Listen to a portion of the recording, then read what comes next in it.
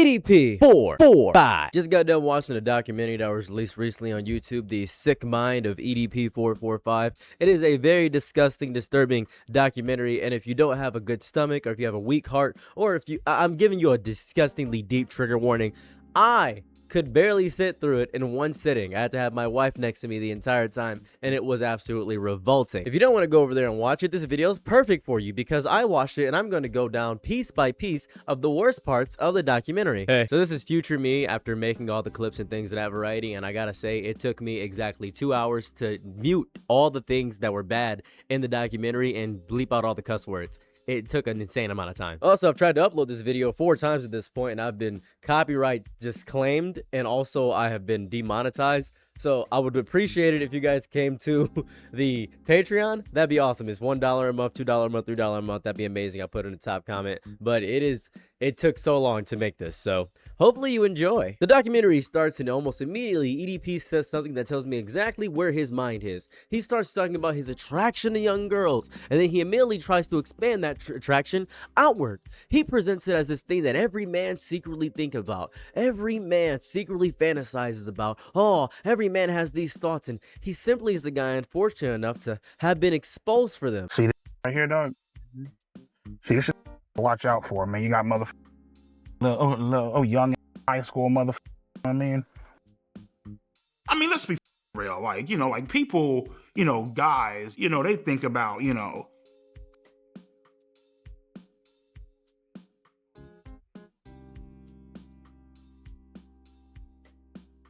Gonna stop you right there, buddy. No. EDP, you don't get to do that, right? You do not get to take something deeply disturbing inside yourself and distribute it evenly across the entire human clan. You don't get to do that. You don't get to feel less alone with your disgusting thoughts. That immediately told me what I was going to be watching for the rest of the documentary. It really informed me. It really set the thesis statement. EDP desperately wants relatability. He wants company. He wants to believe that there is some enormous silent majority standing behind him saying, well, yeah, we all think this way. We do not. I think this is very important because admitting that something is wrong with you requires first accepting that it belongs to you. You cannot confront your own behavior while constantly trying to outsource it to humanity. You can't tell everybody he does that. If every man secretly thinks the same thing, then suddenly EDP does not have to examine EDP. Suddenly, society is the problem. Oh, society, the Joker's here.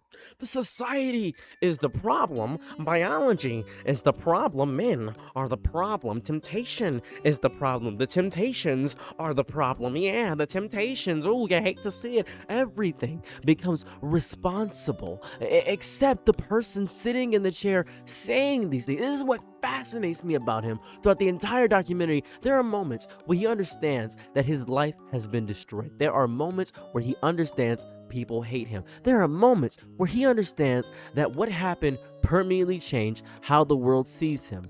What I almost never see in the entire documentary, and I want to point this out, a little bit of a spoiler for you, is genuine reflection extending beyond himself. He understands consequences when the consequences happen to EDP. He understands pain when EDP is experiencing pain. He understands betrayal when EDP feels betrayed. He understands humiliation when EDP is embarrassed. But understanding the damage other people could experience would require leaving the borders of his own ego for 5 seconds. And this documentary repeatedly shows a man who appears almost incapable of doing that. Immediately after that, Mike Klum basically summarized the problem better than I could. to push forward, In this documentary, we show blatant proof and evidence of you committing multiple crimes against children. What do you have to say to that? Plead the fifth. Exactly. I think this is what makes this documentary wildly strange. I don't understand. EDP is not sitting there behaving like somebody crushed under the weight of what he's done. He's joking. He's laughing, doing bits, still performing. There's this strange goofiness surrounding this incredibly serious subject matter. It creates this almost surreal disconnect where I can't even process a lot of things that are happening. It feels strange. It doesn't match the severity of the conversation. It just does not match the severity. It feels like somebody explained the consequences to him and he memorized what the consequences were, and then he emotionally outsourced everything. It's just, oh my God. And then we get his backstory. Oh my, well, let's look at his backstory. I was born in Los Angeles, California, in Compton Hospital. My childhood was pretty great. You know, I had two great, loving, caring parents, you know. So in high school, I tried to talk to girls here and there, but it just wasn't working. More specifically, I tried talking to Martha. She basically led me the on. She let me hug her. She even held hands with me. Low key, she was talking to somebody else. When she broke it off with me, I was so hurt. I went home. I ran up the stairs. I was crying in my room, head in my pillow. I was legitimately hurt. Like I felt crushed inside, you know? With Martha, it basically showed me women ain't and they will play you, they will you over, and won't even think twice about it. That's it. That's the event. A girl treated him badly in high school. Brother, what? I'm welcome to Earth. Yeah, one terrible relationship experience as a teenager and apparently decided that women were going to be playing just with you your entire life. That's it. All women are paying interest on that emotional debt for the rest of your natural life. That's what's happening in your entire, that's what's going on. You're crazy. You're insane. So this section genuinely stunned me because I was expecting some enormous revelation. I thought we were about to hear years of isolation, some extraordinary, complicated history, something that would at least help me understand how this worldview developed. And instead we get girl hurt me, therefore women evil. What the Joker say? All it takes is one bad day. Now, before some psychopath comes and comments and says, well, I was abused as a child and that really shaped me. I grasp that. All right, I understand. I'm not saying that being mistreated when you are young cannot affect you. I'm grasp that. Adolescence is formative. Rejection, betrayal, you know, people can carry experiences that shape their trauma and you gotta deal with that, right? You know what I'm saying? You gotta build out of those scars. Most people eventually learn that the person who hurt you does not represent billions of other human beings. You meet more people, you develop emotional maturity, you realize that, I don't know, teenagers are teenagers. Maybe he doesn't realize that because he thinks teenagers are not teenagers, and we're gonna get to that later. You discover that people can do cruel things and it's that person, right? EDP has preserved that resentment. He kept feeding it over and over again, and that's his entire philosophy of being a human. Oh my God, I just realized something. The big reason why EDP keeps going after these younger people is because mentally he's still that age. So he doesn't see anything wrong with it because mentally he stayed exactly the same as when he was 14, 15, 16. And he doesn't understand how people can change and grow and develop because he is the same exact person. That's why every single other sentence he cusses. It's crazy. Then we learn the reasoning behind his username. This is the greatest reveal, and this is cinema. This is pure MCU, DCU. This is pure James Gunn. No, even bigger than that. This is Michael Scorsese. This is beyond cinema right here. I typed in "eat that," and I was like, well, I gotta come up with some type of numbers. You know what I mean? At first, I started, you know, "eat that 555." Sound right? Sounds stupid, you know what I mean? "Eat that 926. I'm just like, nah, it's dumb. I got up, I went to go weigh myself. At that current time, I was 445 pounds. And I'm like, there it is. Eat that 445. That's right, 445 pounds. That is the commentary. Oh, did you want more? I have absolutely nothing profound to add. I have nothing to say. I just found it funny. Moving on, now we reach the Alex Rosen section, whatever his name is. I don't care about this person at all. He's racist. I really don't care about Alex in any capacity, but I'm happy for the work that he does when catching predators, but he is vehemently racist. Anyways, I cannot show you everything contained in this portion for extremely obviously reasons, and I am not going to repeat the graphic contents of those conversations either.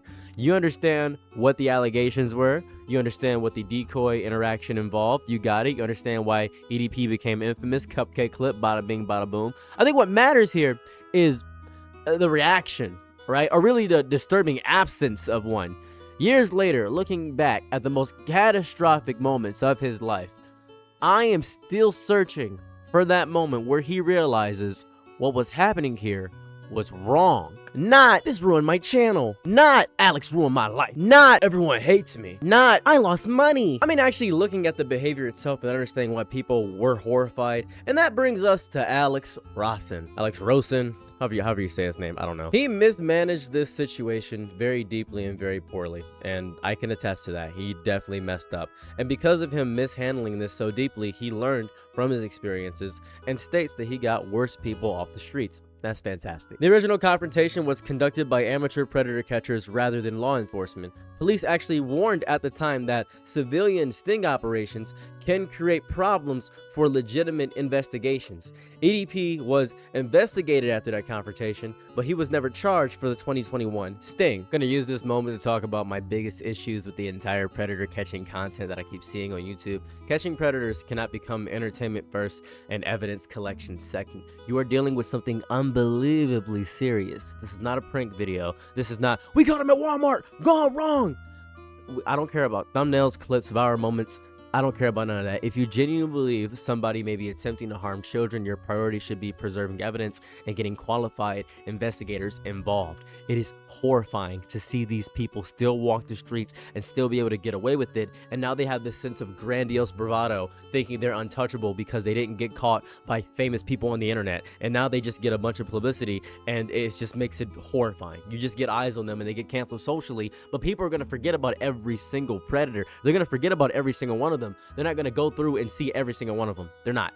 They're genuinely not. The ultimate goal should be protecting children, not winning at YouTube. Before anybody comes and says this, I don't know why I said say this. I don't like anybody that talks inappropriately to children. It's disgusting. I also despise the fact that amateur prank catching channels just use this as an opportunity to mess up an investigation and ruin it for people who actually need to get caught. That's disgusting. You cannot allow your hatred of suspected person, whoever it is, to convince you that procedure does not matter. Procedure matters precisely because these crimes are serious. Evidence matters precisely because these crimes matter. Now, Alex did take a lot of accountability for what he did, so I appreciate that. Let's just talk about this strange sequence that pops up because I just got to tell you about it. I'm going to show you the clips on screen and talk over it because he says so many cuss words in this that it is unreasonable for me to even consider showing what he said. I'm just going to explain what he said. He's all like, oh no, man, just sit tight, man. Ain't nothing going on. He has a little computer to where, you know, he can see if, like, you know, you're under investigation or anything like that. Was never under investigation. Yeah, they looked into it, but because good old Alex Rosen, right? Because he decided to f up and botch this guy sting operation so badly, there's nothing that they could do.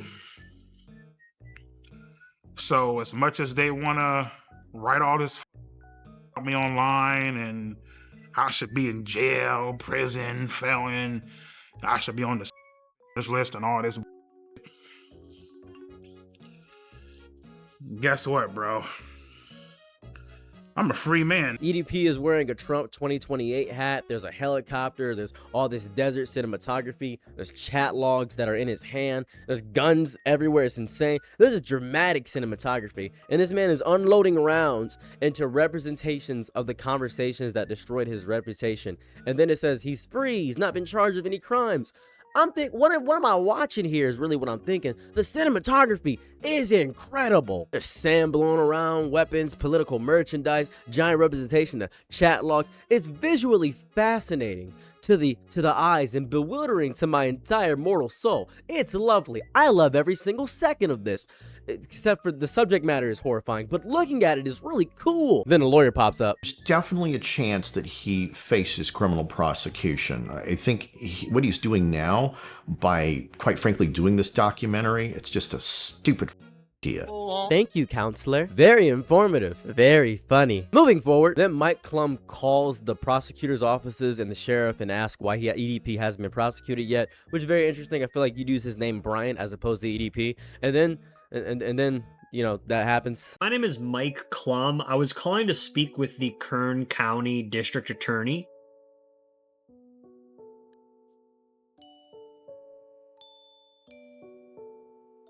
Okay, if Miss Zimmer is not available, is there anyone else that could speak to why EDP has not been prosecuted? Maybe like the sheriff?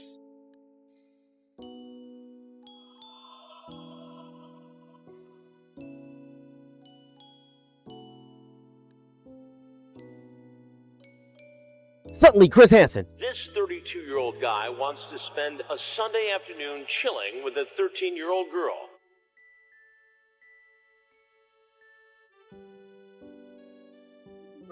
Why don't you have a seat right over there? Now, I'm fully awake. Chris is here. Oh, this is going to be fantastic.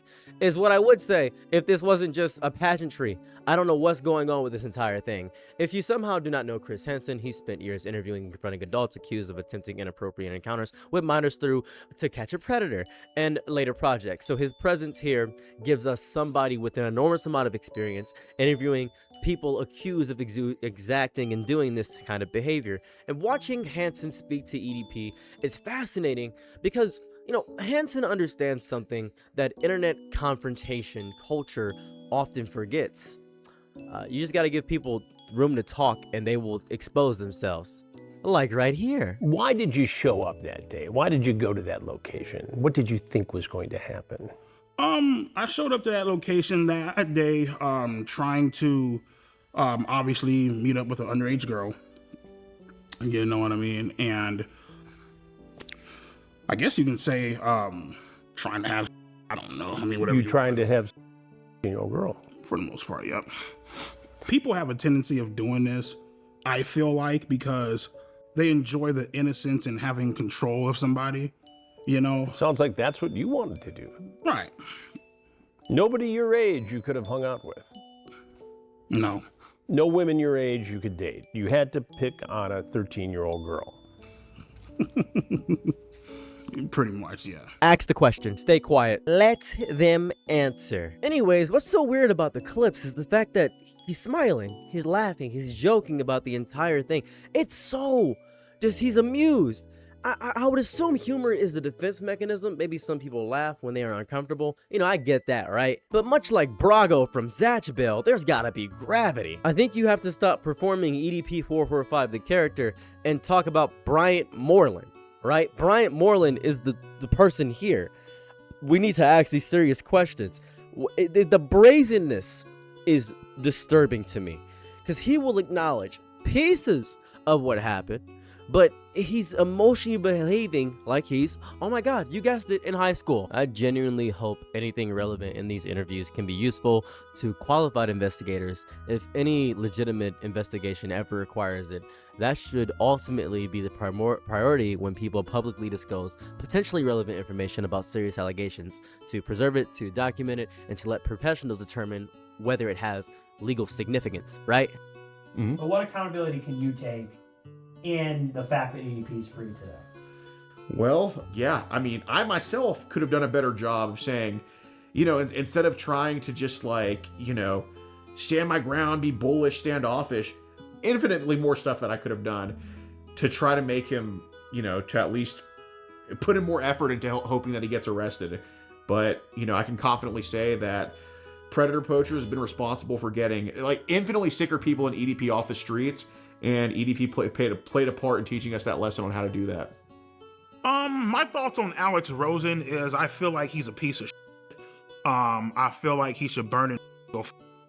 I'm being completely honest with you. You're some, you know what though, Mike? It's perfectly fine. It's great because everybody hates him. All right. Okay, cool. So that's perfectly fine. So just, you know, the fact that you're ruining my guy's life, right? It's good, great, wonderful. This world is up, man.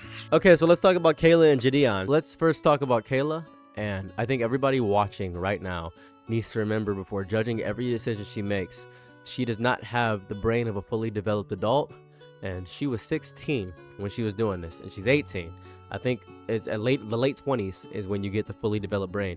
And I want to state this now, that she is not the brightest at all. I was hoping to get a sting operation, but they kind of didn't want to do that because JiDion hired a private investigator that found EDP's apartment, his work, and his dialysis center. So on my birthday, they went to confront him. After we realized that he wasn't going to drive to actually meet up with the girl, we set something up in Las Vegas, Nevada to try to confront him about what he had been doing online, messaging this girl. Teenagers lie, manipulate, make terrible decisions, behave recklessly. I can understand certain things are wrong, but none of that makes them adults because they're not fully developed. Young people can be especially vulnerable when adults, celebrities, influencers, and massive online personalities suddenly enter their lives. Imagine being 16 and people with audiences larger than your entire hometown are messaging you, asking you questions, telling you what is happening, and pulling you into this enormous internet controversy. That is a strange environment for a teenager to navigate, and it's not something they ever would even think of navigating. It's a fun little story, side thing. When I was younger, when I was a zoo teen at Toledo, Ohio, the Toledo Zoo, I met Weird Al Yankovic. I fainted. He's just a guy. I fainted meeting Weird Al Yankovic. Nothing crazy I just met the guy. That's it. That's what we're dealing with here. We're dealing with teens that would faint upon seeing a famous person. Just seeing the person makes them faint. There are countless things that Kayla says that I question. She immediately lies, and it's insane to me. She lied about what JiDion said, and there's proof that JiDion didn't lie. I can acknowledge that, all of everything, and still giving a teenager more grace than I give the grown adults surrounding the situation, because they're grown adults. I feel like I was a victim of EDP, but I think I was mainly a victim. This is gonna sound crazy, but mainly a victim of JiDion, in a way. I feel like for a long time I was his little puppet. In what way were you his puppet? I feel like I was his puppet because I was just kind of doing the things he demanded me to do. I feel like I am a victim of JiDion because he encouraged me to keep talking to a pedophile. Every single time we would talk to her, I would ask her if she's okay. Are you sure you're good? I want to make sure you're okay, because I know this could be really, really... Are you sure you're good? She was like, no, I'm okay. I want to get him arrested. I told JiDion every single time that EDP would send me pics, but he would never tell me to block him or anything. I want you to block him on your phone, right? But we would tell her, if you're going to keep on talking to him, don't talk, and please don't send any explicit photos. I have proof. I'm just too scared to show the proof because JiDion has a big audience, and I don't want them to attack me. But I could show some of the proof. She says she considered herself a victim of both EDP and JiDion, and at the time that she did that, she did not fully understand what she had gotten herself into. I think everything she says deserves to be fully heard with open ears and the understanding that if you value the protection of kids, you understand that showing her is very vital to understanding how near infantile and the lack of understanding that teenagers have about these situations. I think this is a very crucial part to show. I need you to listen, investigate, and remember how young she was when these events were happening. What bothers me more is watching enormous content creators repeatedly pull teenagers into situations involving allegations this serious. There needs to be an adult in the room, not some internet adult, an actual responsible adult, a lawyer, a parent, or a guardian where appropriate. JiDion, or DeMarcus Cousins, I don't have a big issue with how he handled a lot of this. It seems as though he genuinely had a good heart with going into this, and he actually cared for the well-being of the girl, but he's too much of a prankster. He's far too much of a prankster. The road to HE double hockey sticks is paved with good intentions, and he had good intentions, but he didn't go about them right. Skeeter Jean, I don't like Skeeter Jean. Just gonna point that out. This is the first time I learned about the guy. I don't watch precaution content on YouTube. First time I learned about the guy, and I just don't like him because of this statement right here. Thoughts? It's an embarrassing clown show. He says the same thing over and over again. The way this investigation, it's not really an investigation, but the way this was conducted makes it unprosecutable. And you've got Skeet or whatever his name is, who's clowning around, taking my lines, I suppose, and murdering them with a guy in a Cupcake outfit. There's no serious attitude here. It's a clown show. And it resulted in nothing. I think there possibly maybe could have been different results in this case if me and JiDion did not confront EDP or take the situation into our hands at all. That's a hard maybe, though. And, that way, obviously, there's no content there. So it's like, Yeah, it did definitely change my opinion on him a bit because I think he was a bit hypocritical with a statement that he made. He said that I was just doing this for clicks, views, and ad revenue, basically. I mean, are you telling me that P's not doing it for the same reasons? I would really like to ask Chris Hansen that if he weren't being paid for his work, would he still do it? I think she's kind of using the whole situation as leverage to gain followers a little bit. Viewing everything through the lens of content is melting the brains of so many people. It's genuinely disgusting. I understand why this content attracts so many people. There's emotional satisfaction of seeing somebody accused of horrible behavior confronted publicly. I get that. I'm not stupid. I grasp it. But, when their subject matter is actual teenagers and potentially criminal conduct, I need everyone involved to remember that you are dealing with human beings before you're dealing with content, right? 16-year-old is not a plot device. You get it? Dressing up like a cupcake in this very serious situation.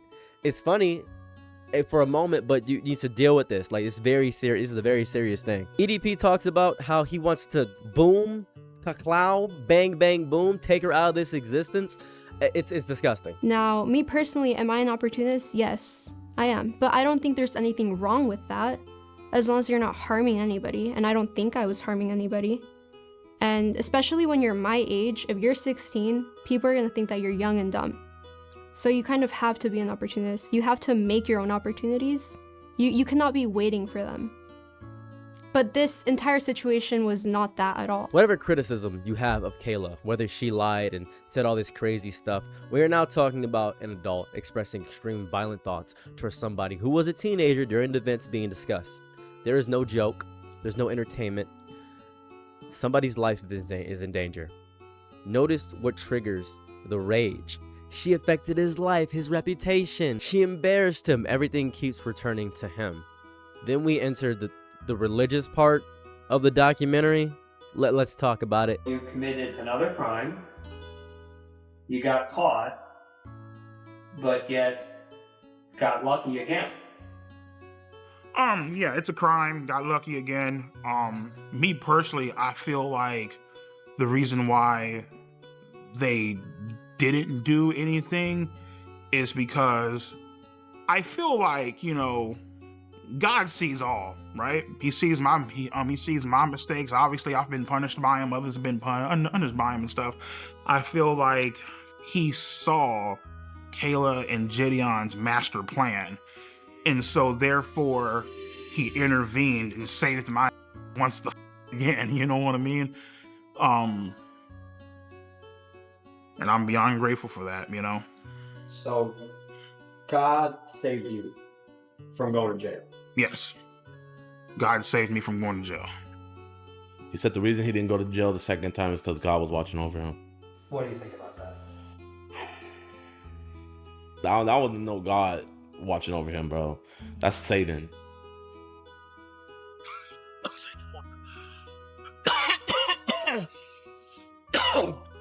Jake, I might need that water, bro. Yeah, sorry about that. I would like to make something extremely clear.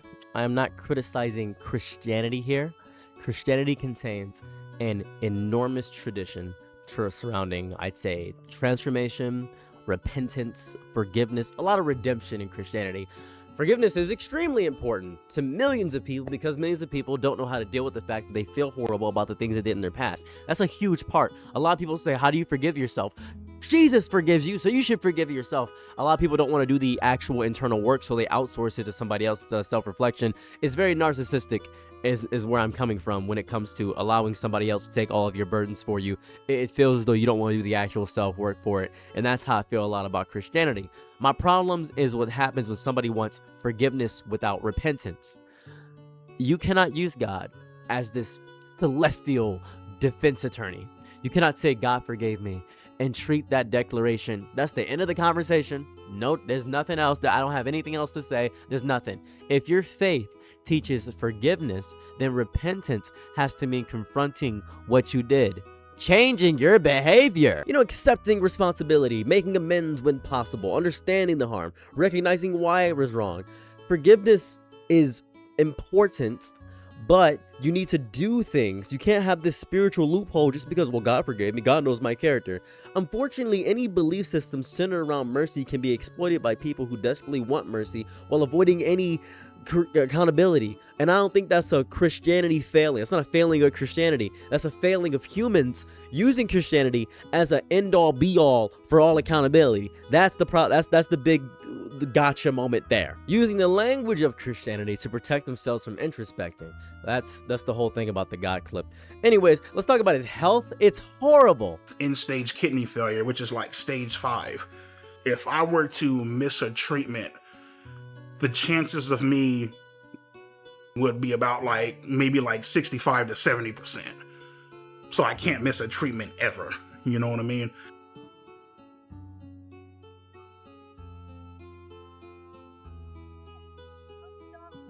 I tell them all the time, they're all like, oh, well, your fluid intake is off the charts. You need to start eating healthier, blah, blah, blah. And I'm looking like, listen, I'm over here grinding this with 2 jobs, working 20-hour days. And I'd be lying to you if I told you, oh yeah, I'm about to go eat a beautiful Greek salad. No, there ain't no Greek salads out there. It's like eating hot dogs and burgers, you know what I mean? Because that's what's convenient for you,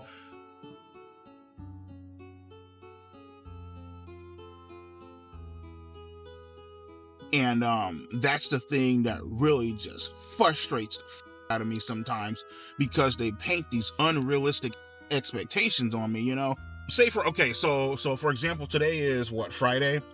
If I miss this appointment, I'll probably be Monday. That's how bad it is. Oh, well, you're supposed to eat better. I can't meal prep for 20 hours. I'm not even at home most of the time. So it's like, am I supposed to sit in this car and starve? Come on. Realistic, I know this is kind of a reckless way to live life, but at the end of the day, I'm just like, what, whatever happens, you know what I mean? I'm tired of one thing I'm not going to do, you feel me, is live my life in fear. You can't. I can't. If I lived my life in fear, I wouldn't be making this documentary. We wouldn't be making this documentary, you know what I mean? Why, God? Why must the bad die? Obese and health deprived and smoking cigarettes and sick in the mind and brain. Why must the bad die in general? I don't know. I have nothing good to say about this man and his capacity. This is complete. I don't believe in karma, but this is deep karma for sure. Actually, not even karma. This isn't even karma. This is just his health decisions. This is his life choices affecting him, and he doesn't understand why it's so unfair. And he keeps complaining that it's unfair too. The doctor wants you to become healthier so you can remain alive? The cruelty, the oppression. How could modern medicine do this? I'm joking about this section because there is something incredibly frustrating about watching someone receive potentially life-preserving advice and immediately transform into another story about how impossible change is. I cannot do this. This is just who I am. I have always been this way. This is too difficult. You see the pattern yet? Because I do. The diet is impossible to change. His worldview is impossible to change. His behavior is impossible to change. His attitude towards women is impossible to change. His habits impossible to change. Everything about EDP becomes an immutable law of nature whenever changing would require some sustained discomfort. I think that's the deepest theme I pulled out of this documentary. He repeatedly describes himself as trapped by himself. And if you convince yourself that you are incapable of changing, congratulations, you have built the perfect excuse for never changing. You do not have to fail anymore.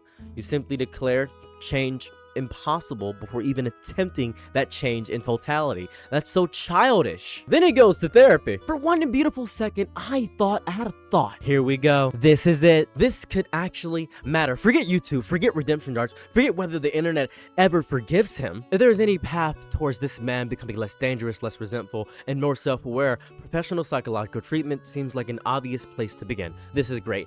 And then the therapist speaks to the documentary. She appears. My name is Kara. I am a marriage and family therapist. I work with adults, couples, and families. Bryant is my client, and I've been working with him individually. For Bryant, when Bryant came in, the first thing that we got through was just getting to know him. I needed to learn about his history. I needed to learn what he went through, his perspective on it.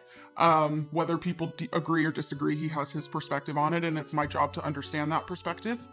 So we spent... I go to therapy, first overall session. I tell my therapist, listen, I was involved in... Listen, I understand documentaries involve consent agreements and there may be content surrounding what could legally or ethically be discussed. I'm not accusing this therapist of violating any specific professional rule because I don't know the details of their arrangement. I am simply telling you as a viewer, right? As somebody that has been in therapy, this is odd. I begin to wonder what part of the therapy is. You know what? That doesn't even matter because EDP stopped going to therapy. He stopped going to therapy. It doesn't even matter. It doesn't even matter my thoughts. EDP stopped going to therapy. He thinks therapy is pointless. Of course he does. Oh, what? Why would he think therapy is actually helping him? Why would I ever think that? Oh my goodness. One of the greater signs of a high IQ is the ability to recognize patterns. That's how they determine your intelligence quota. That's how they do it a lot.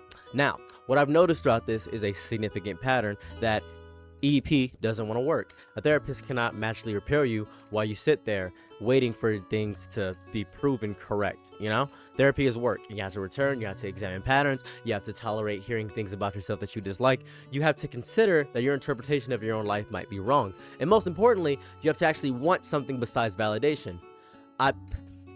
EDP doesn't want that. I don't know why I thought for a second that something would change. Don't know where that came from. Just hopeful, wishful thinking. How stupid and naive of me. What a joyless man I am. How could I be so cruel to me and my own brain to actually expect somebody to change? Oh, how dumb of me. What was me an idiot I am? So let's talk about his friends. In a way, I'm kind of glad that this whole incident did happen because it got me to understand and to realize who my true friends are,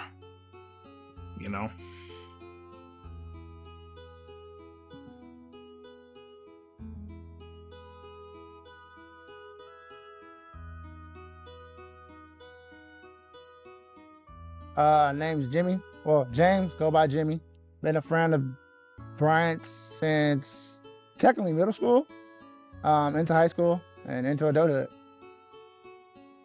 Never a dull moment being friends with EDP. There's always some kind of funny shit going on. Meaning just one of the coolest cats I know. I love my friends. I would say EDP is completely innocent. Basically, he was just set up on some bullshit. I mean, we've all texted back somebody we had no business texting back. EDP is not a pedophile. He's never been a pedophile. He doesn't look at children in that way, or young people in that way. I have 2 children. I would let both my children be around EDP.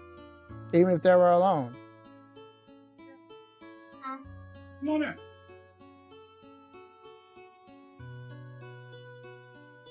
My favorite way to play with kids is to joke around and tickle them. You know what I mean? Make them laugh. So what was that? Outside of Jimmy thinking that his friend did basically nothing wrong, why did you allow your kids around this man? Did you not see anything? Has he not told you about this stuff? Are you simply blind to the internet? Are you that socially unaware?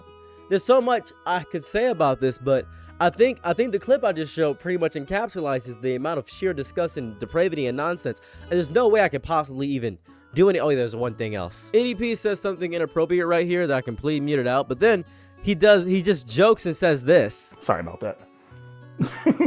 Brother, read the room of every room available on this beautiful blue marble, my mother Gaia. This might be the single room where EDP should possess nigh Olympic level awareness of what comes out of his mouth. And somehow, he just can't stop, I guess, performing the character of EDP445. Maybe this is Bryant Moreland, but I don't want to believe that for some reason, because in moments of genuine self-reflection, he doesn't cuss when he's speaking to somebody who he feels at a higher plateau in life than him, such as when he was speaking to Chris Hansen. He spoke in a very near respectable manner. It's strange to me. So this part is going to be memed to high heavens. He goes to how he hates commentary YouTubers, you know, Moist Critical, Hassan Piker, Umbaville. And then I don't care about any of the people and stuff like that. He says he doesn't like I Shall Speed. Fine and dandy. There's a part in here that really just throws me for a loop. I'm gonna play it. This part throws me off. Fuck it is. I think she's very beautiful. I think she could do way better than this loser. Listen, man, you need to come on up over my house and I can give you real good that. With this. Viewing everything through the lens of provocativity, just the lens of I want to put my phallic member inside of this person, is just very disgusting. It's very nasty. It's really gross. But then he talks about his dating life. He complains about women, talks about loneliness, and he eventually gets a girlfriend. And for the minutes I'm watching this, while I was live, I had stated that, hey, I think, you know, he is an involuntary celibate kind of person. And I think that what usually happens when they get girlfriends is that they get annoyed and they say she was annoying and they hate her eventually. That's usually what happens in every single one of these situations. That's what I'm thinking.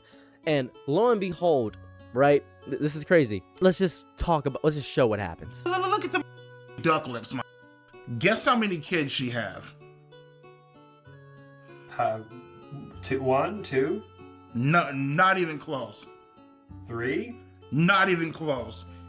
4? Not even close. 5? Not even close. 6? You're almost there. 7? No. 8? She has 8 kids, bro. No, I've been single for a while. Dating apps, Facebook dating, Bumble. I would say Grindr, but I'm not. But, you know, I don't fuck around like that, you know. But I've finally hit the jackpot, and I would like to introduce my beautiful girlfriend, Marissa.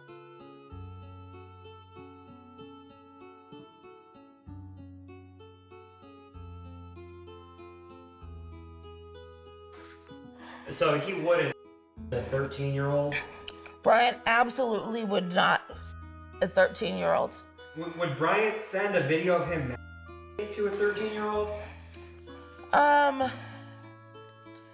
The Bryant that I know absolutely would not send videos to underage minors. The Bryant that I know is not attracted to children and is not. I decided to break up with Marissa simply because she just irritates the out of me, man. Like, there are just some things, man, where I'm just like, Marissa was very annoying, irritating. And then he replaces her with this. Hold up, hold up. Yep. I'm choosing a new outfit for her. See, now that's what I like, man. That's some right there, bro. So the AI girlfriend really came about when I was scrolling on Instagram. I blurred that out because it was basically just smut. I can't really show that without getting horribly demonetized. That just, I've tried to redo this 5 times. I've made this video 5 times at this point, and I just can't show that part. So I'm sorry I couldn't show that. You can, it's smut. It's just AI smut. Don't know what to tell you. I want to be very specific. I want to be real precise. I want to be surgical near. I want to really pin it to the dish like a butterfly when I say this to you people. Having an AI companion by itself does not automatically tell me somebody is pure evil. Lonely people use these things. You know, I have a few friends that talk to AI religiously because I don't talk to them and they don't have any friends outside of me.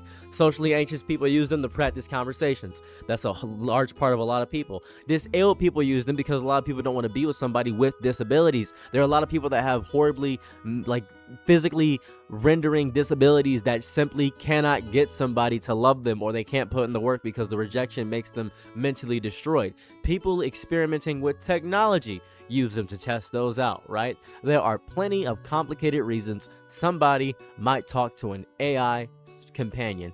But in EDP's specific story, this is perfectly symbolical.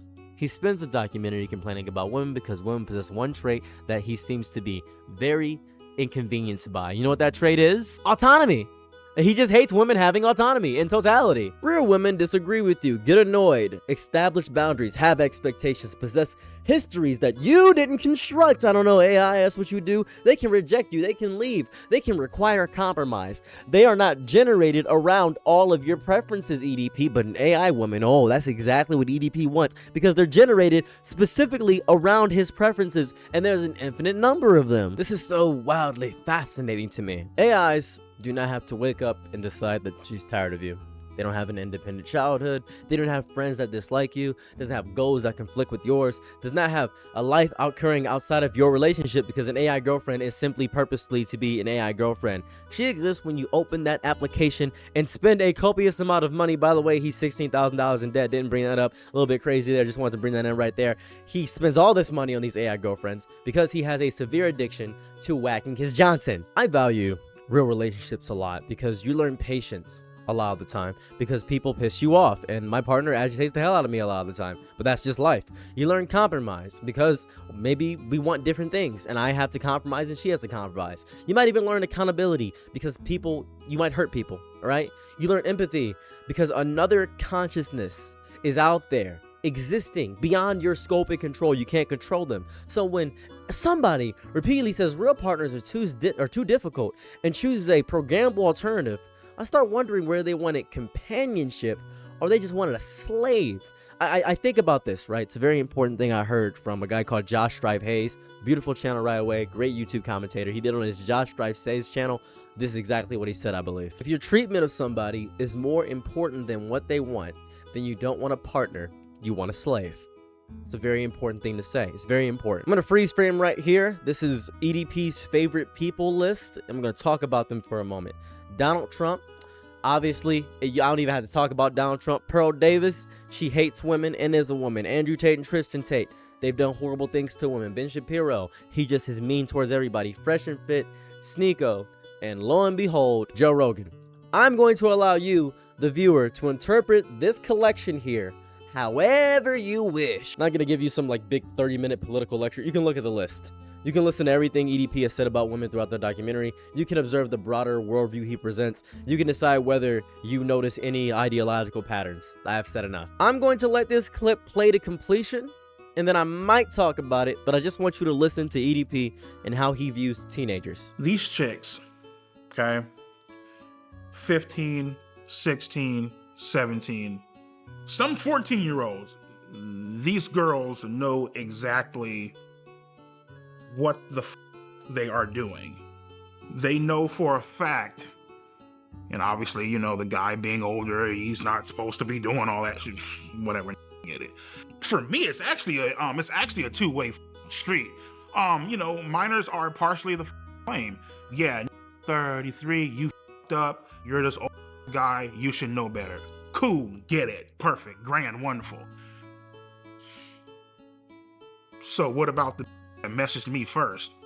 Oh, that's perfectly fine. I forgot about that, right? Nigga, she gets off scot-free, right?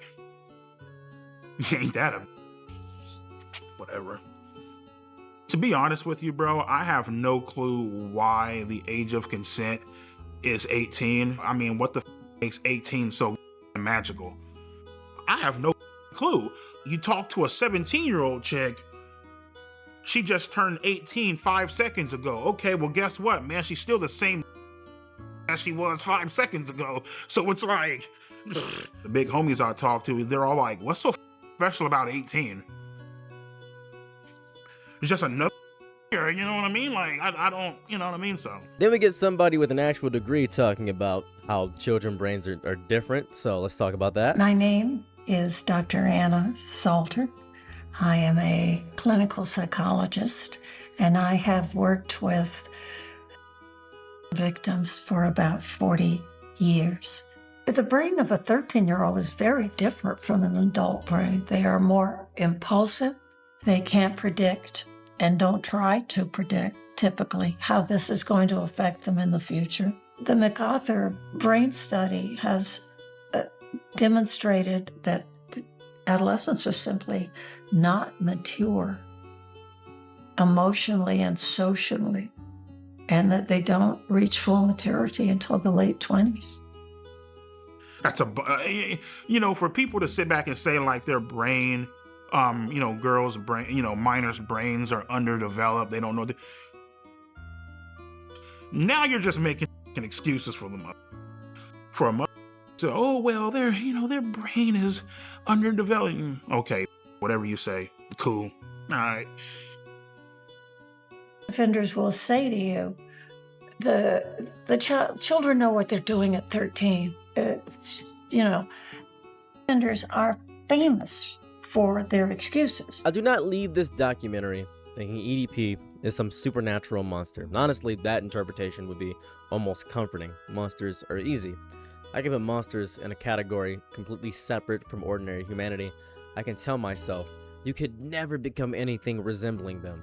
What disturbed me more about this is watching somebody build something terrible out of incredibly ordinary human emotions. These are incredibly ordinary human emotions. Rejection, loneliness, anger, embarrassment, desire, resentment. Those emotions are normal. What matters most is what you do with them. Oh, right, hold up a second. I had to talk about the fact that Chris Chan was in this for some reason. There's a section at the end of here where they're talking about Moist Critical. They have Oompaville. There's, oh my god, Boogie 2988 for some reason. Wings of Redemption. All these people, right? Tuv is here. I'm Dante's here. They're all talking about saying that EDP is a weird guy. He should just do something crazy. He's a horrible person. And then Chris Chan pops up. I don't know why Chris Chan was here, but I'm not gonna dive too deep into Chris Chan. I've already made like 2 videos on Chris Chan. I don't know. I don't know why she's here. This just feels strange that she just popped up. I don't know. Feels odd. Feels very odd she's here. It's just, her presence disturbs me. I don't like her at all. She's a horrible human. Hate her so much. I don't like her. EDP likes sending pictures of his feces to people. So EDP has a habit of sending images of fecal matter that he generated. I think sending pictures of fecal matter has some downsides. I'm not sure it has any upsides. Because I don't understand this part of it. You are known for sending pictures of your own feces to people. Yeah. That ain't right. I think it illustrates almost perfectly why he is not considered attractive by many women. Yeah, that's exceptionally disgusting. This one I would have to rate as pretty bad. It only gets worse as I'm moving. Anyways, millions of people have been rejected without developing this innate hate for women. Millions of people were treated horribly in high school. Nobody has, a lot of people don't have revenge fantasies. Millions of lonely men have never approached a child. Millions of people get embarrassed and eventually learn from it. But you may discover this, pain does not automatically create this innate wisdom in people. Sometimes pain creates bitterness. I have a lot more to say about EDP, but I fear that this is the best I've got right now. He's a horrible human being. And I want to say something to Bryant Moreland. If you ever see this video, if this video gets big, I don't know if it will. It's just me ranting and venting about the entirety of how I feel about documentary. I might be the first one to do this. I don't know. So I just want to say this without any theatrics. So you can look at that person without turning the camera into a joke, without searching for somebody to blame, without transforming accountability into some deep persecution, and without trying to convince the rest of mankind that somebody secretly thinks the same way you do. I do not know what redemption is supposed to look like for you. You cannot become a different person while spending every waking moment defending the person you already are. I don't know what you want from this life, and I'm not going to recommend anything bad to you. I don't. Turn yourself in. Please turn yourself in. I do not feel comfortable with you walking the streets, the same streets that I walk every day. Turn yourself in. Maybe the prison system can give you some health care, man. I don't know. But there's something in you that is broken and cannot be fixed in any capacity. And I don't know what that is. And I am not in any capacity. I am not a professional enough to help. I am just a YouTube commentator with far too much free time on my hands. Have a lovely day or night, wherever you're at. And I'm out. Peace. Bye. EDP has a bright future. Once the world gets off this hang up that they're on, which I feel like is gonna blow over. So once that blows over, the sky's the limit with him. He can go as far as he wants to go.